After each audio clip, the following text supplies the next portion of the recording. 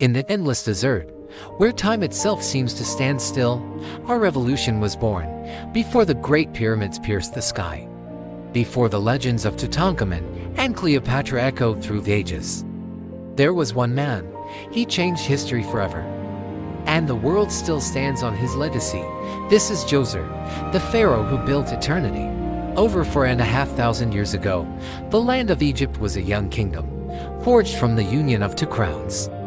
Along the fertile banks of the Nile, a new civilization was taking root, but its future was far from certain. It was an age of bold ideas and powerful rulers, a time when kings were seen as gods on earth. Into this world stepped a pharaoh named Djoser, ruler of the third dynasty. His reign, around 2670 BC, would not just define his era, it would lay the foundation for 1,000 years of Egyptian glory. In a world built of mud brick and reeds, Djoser dreamed of something more. He envisioned an Egypt of permanence, a kingdom whose monuments would defy the ravages of time. He was a man of great ambition, but even a pharaoh needs a visionary to turn dreams into reality. That visionary was a man named Imhotep. He was not of royal blood, yet his name would become as legendary as any king's.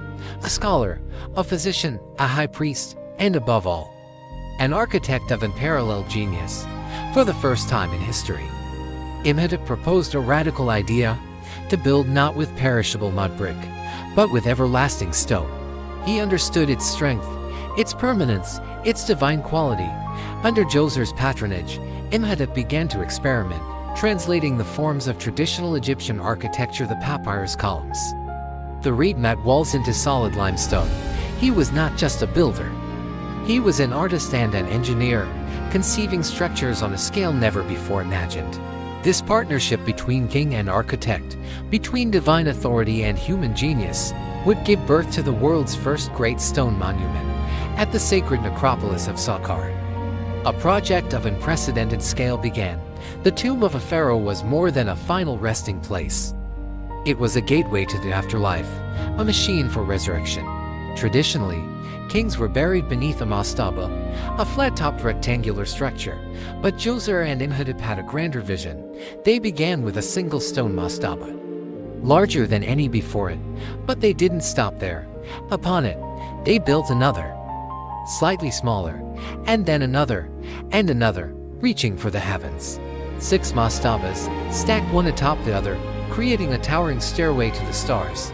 The Step Pyramid was born.